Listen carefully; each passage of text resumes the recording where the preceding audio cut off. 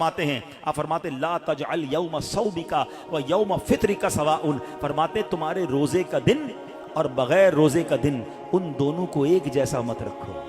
بات بڑی پتے کی ہے, تم بغیر روزے کے جیسے ہوتے ہو روزے میں بھی ویسے ہی ہو.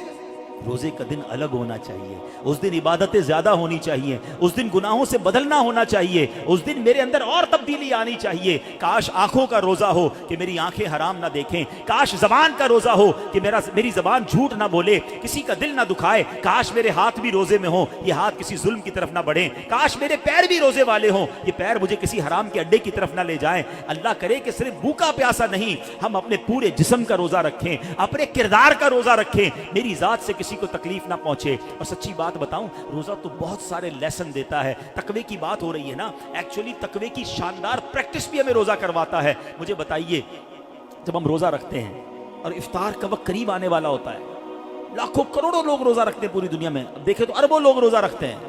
کوئی ایک اسلامی بھائی, بچہ بچی مجھے بتا دیں, اسلامی بھائی اسلامی بہن, کہ جو روزے سے پہلے چپکے سے گھر میں جائے, کوئی دیکھنے والا نہ ہو اور کچھ کھانا پینا کھا لے. آپ کے ساتھ کئی بار ایسا ہوا ہوگا کہ افطار سے پہلے آپ گھر گئے ہوں گے, گھر میں کوئی نہیں ہے, آپ نے فریج کھولا ہوگا, کوئی ٹھنڈا شربت پڑا ہوا ہے, فروٹ کٹا ہوا ہے, گھر میں پانی کا جگ بھی پڑا ہوا ہے, آپ کو پیاس بھی لگ رہی ہے, گھر میں کوئی بھی نہیں ہے, کوئی ایک ایسا ہے جس نے چپکے سے پانی پی لیا ہو. جب کوئی نہیں دیکھ رہا, بھائی کیوں نہیں پیا آپ نے, تو آپ کیا جواب دیں گے؟ کون دیکھ رہا ہے؟ اللہ دیکھ رہا ہے. ایسا ہی ہے نا. اچھا یہ تو چلے کھانے پینے کی بات ہے, ہم افطار سے پہلے عصر کی نماز پڑھ رہے ہیں, حلق خشک, تھکے ہارے, وضو خانے پر گئے, وضو کر رہے ہیں. جب کلی کرتے ہیں تو ہمارے منہ میں پانی آ چکا ہے. منہ اور حلق میں کتنا فاصلہ ہے؟ 1 انچ کا بھی فاصلہ نہیں ہے. کوئی دیکھ بھی نہیں سکتا کہ میں نے کلی کر کے پانی کتنا باہر نکالا, کتنا اندر ڈال دیا. تو ایک آدھا گھونٹ پی لو بھائی, کسی کو نہیں پتہ چلے گا. تو آپ کیا جواب دیں گے؟ کون دیکھ رہا ہے؟ جواب ذرا بلند آواز سے دو نا, کون دیکھ رہا ہے؟ کمال کی بات ہے. دیکھو روزہ کیسی شاندار پریکٹس کرا رہا ہے. میں اکیلا ہوں, کھا پی اس لیے نہیں رہا ہوں کہ اللہ دیکھ رہا ہے. اور آپ کو پتہ یہی کھانا پینا سحری کا وقت ختم ہونے سے پہلے بھی حلال, افطار کا وقت ہو گیا اس کے بعد پھر حلال. صرف اس ٹائم میں نہیں کھا پی رہا, حلال چیزیں تھی, روزے کی وجہ سے بعد میں رک گیا. تو جو رب تمہیں کھاتے پیتے دیکھ رہا ہے وہ حرام کام کرتے نہیں دیکھتا. اب سوچیں, یہ شاندار, ہم ہر سب جتنے مسلمان ہیں پریکٹس کرتے ہیں رمضان میں, بالکل پکی پریکٹس ہوتی ہے. اللہ دیکھ رہا ہے اس لیے نہیں کھاؤں گا, اللہ دیکھ رہا ہے پھر فلم کیوں دیکھتے ہو, اللہ دیکھ رہا ہے پھر حرام کیوں دیکھتے ہو, اللہ دیکھ رہا ہے تم جھوٹ کیوں بولتے ہو. رمضان میں بھی گناہ کر رہے ہیں لوگ, اور رمضان کے بعد تو دھڑلے سے کر رہے ہیں. کیا میرا رب معاذ اللہ تمہیں صرف کھاتے پیتے دیکھ سکتا ہے؟ تمہیں حرام کام کرتے ہوئے, حرام کماتے ہوئے, جھوٹ بولتے ہوئے, کسی پر زیادتی کرتے ہوئے نہیں دیکھ رہا؟ اس وقت کیوں خیال نہیں آتا اللہ دیکھ رہا ہے؟ اس کا مطلب یہ ہوا کہ اللہ کی رحمت سے ہمیں پریکٹیکلی تقوی کی پریکٹس کرائی جاتی ہے رمضان میں, تاکہ ہم تگڑے ہو جائیں, ہم روحانی طور پہ مضبوط ہو جائیں. شیطان کو بند کر دیا جاتا ہے, لیکن جیسی شیطان آزاد ہوتا ہے, جو مسجد صبح و شام بھری رہتی ہے وہ خالی ہو جاتی ہے. جناب پھر غلط گناہوں کے کام شروع ہو جاتے ہیں. کیوں؟ ارے ہماری تو پریکٹس کروائی گئی رمضان میں کہ رمضان کے بعد بھی مضبوط رہیں. آئیں اس بار ایسی پکی سچی نیت کر لو کہ انشاءاللہ رمضان کا بھی انتظار نہیں کریں گے. آج سے انشاءاللہ اب نمازوں کی پابندی شروع ہو جائے گی انشاءاللہ. آج سے اب گناہوں کو چھوڑ کر رمضان کا استقبال کرنا ہے نا. آؤ میں آپ کو بتاتا ہوں میرے آقا رمضان کیسے گزارتے تھے. ایک عاشق رسول کے لیے تو سب سے بہتر طریقہ تو پیارے آقا کا رمضان ہے نا, جن کے صدقے رمضان ملا ہے, جن کے صدقے یہ ماہ ملا ہے. آئیے میں بتاتا ہوں وہ رمضان کیسے گزارتے تھے. سبحان اللہ, اللہ کے پیارے حبیب علیہ الصلوۃ والسلام جب رمضان آتا نا, بی بی عائشہ فرماتی ہے آپ کے چہرے کا رنگ بدل جاتا. اچھا کیوں بدلتا تھا؟ کہ خوف خدا, کہ کہیں رمضان میں حق کے بندگی ادا کرنے میں کوئی کمی نہ رہ جائے. یہ کس کی بات ہو رہی ہے؟ محبوب رب العالمین جناب رسول اللہ صلی اللہ تعالی علیہ وسلم, آپ کا رنگ بدل جاتا. کیا کبھی ایسا ہوا کہ رمضان میں ہمارے چہرے کا رنگ بدلے, کہ ہم ڈر جائیں کہ یا اللہ رمضان تو مل گیا, کہیں اس کا ادب کر سکوں گا کہ نہیں؟ ٹینشن ہی کسی کو نہیں ہے, فکر ہی کوئی نہیں ہے.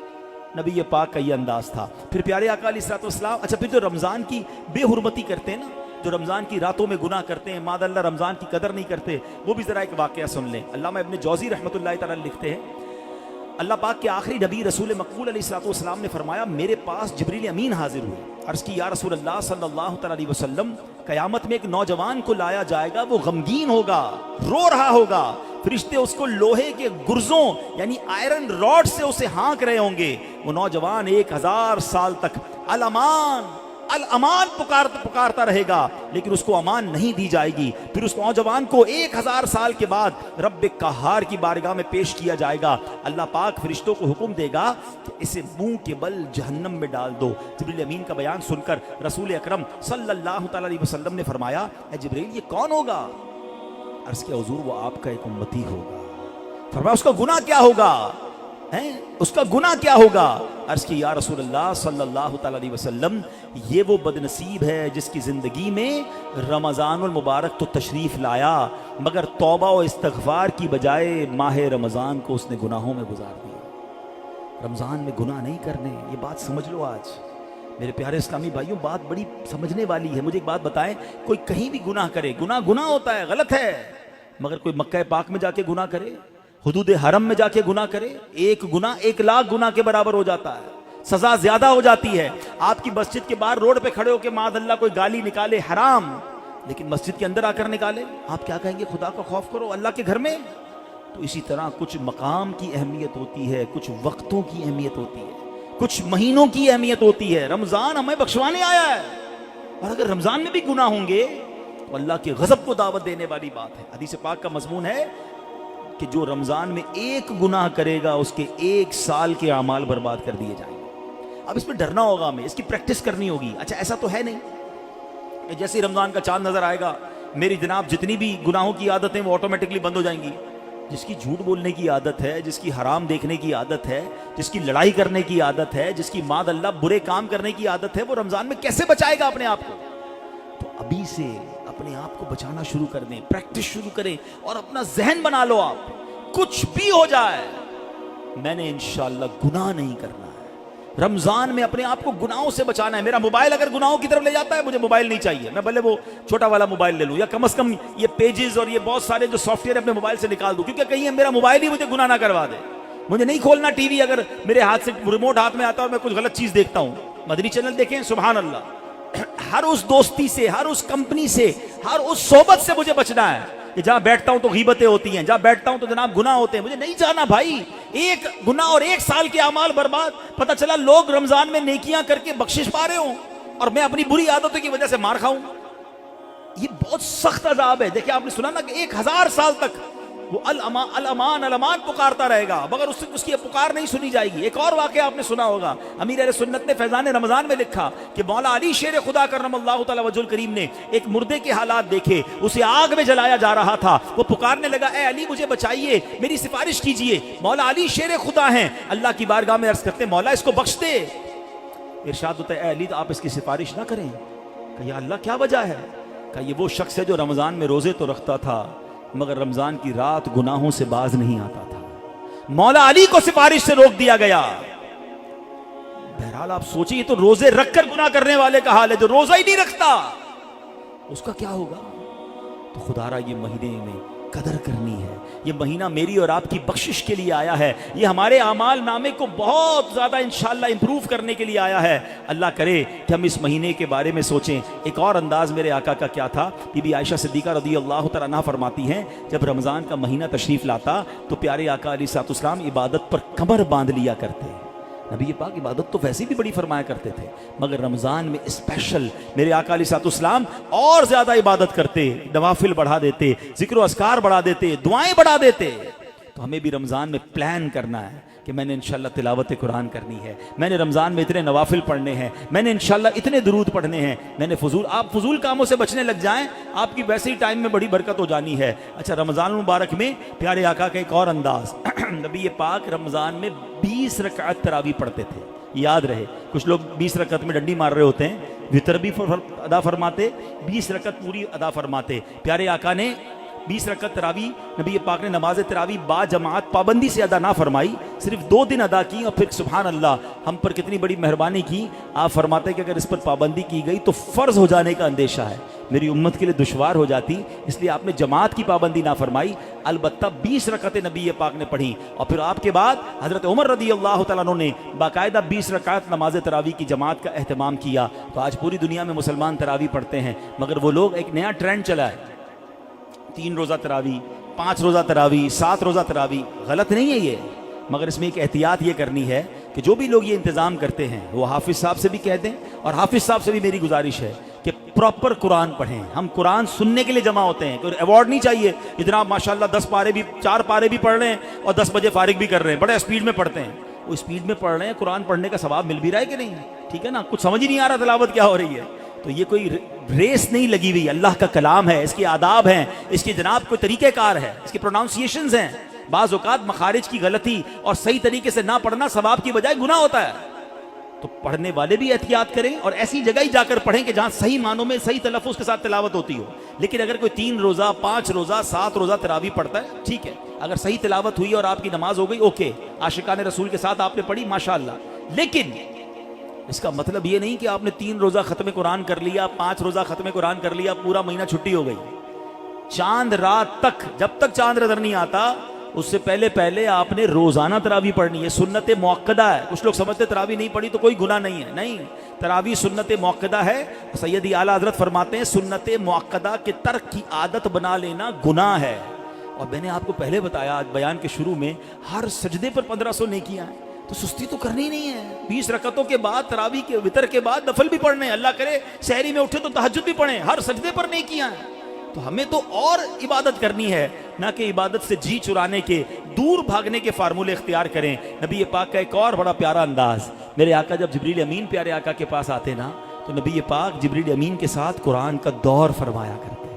ہائے ہائے، ہم میں سے بہت سارے وہ لوگ ہیں جو تلاوت کرتے ہیں، اچھی بات ہے، مگر یہ دور والی سنت بھی عمل ہونی چاہیے. 2 دوست بیٹھ جائیں، میں پہلے آپ کو قرآن سناتا ہوں پھر آپ سنائیں. اللہ کرے زبانی یاد ہو تو زبانی سنائیں، ورنہ پڑھ کے سنا دیں. گھر میں میاں بیوی کر سکتے ہیں، باپ بیٹا کر سکتے ہیں، بھائی بہن، پردے کے جو بھی معاملات فیملی کے ہیں وہ دیکھ کر اگر گھر میں بھی اپنے ساتھ بیٹھ کر دور کریں اور یاد کریں وہ کیسا منظر ہوگا جب جبریل امین اور نبی پاک قرآن کا دور فرمایا کرتے. اور ایک خاص کام نبی پاک کا یہ ہوتا کہ رمضان میں، ویسے تو میرے آقا سے بڑھ کر سخی کون ہے، مگر رمضان میں میرے آقا خوب سخاوت فرماتے، ہر آنے والے کو عطا فرماتے.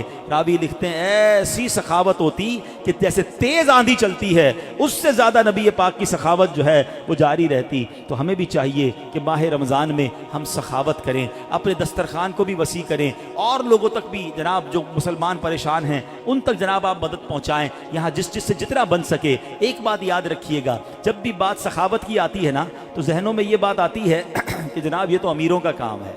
یہ بھول ہے ہماری. سخاوت جو ہے نا وہ ایکچولی دل کی غنا کا نام ہے. کوئی بے شک 1 روپیہ دے اللہ کی راہ میں، اخلاص کے ساتھ دے، اپنی حیثیت کے مطابق دے رہا ہے، ہو سکتا ہے اس کے 1 روپیہ کسی کے لاکھ روپے سے بڑھ جائے. حدیث پاک میں بھی ہے، ایک حدیث پاک کا مضمون ہے کہ 1 لاکھ سے بڑھ گیا. صحابی نے کہا حضور 1 لاکھ سے کیسے بڑھ گیا؟ تو کچھ اس طرح ارشاد فرمایا کہ ایک شخص آیا جس کے پاس 2 دینار تھے یا 2 درہم تھے، اس نے وہ 1 اللہ کی راہ میں دے دیا. اور ایک آیا جس کے پاس لاکھوں تھے، وہ لاکھوں میں سے اس نے 1 لاکھ دیا. تو بتائیں نا زیادہ بڑا سخی کون ہوا؟ 2 میں سے 1 دے دیا، 50% دے دیا، تو اصل سخی تو وہ ہوا.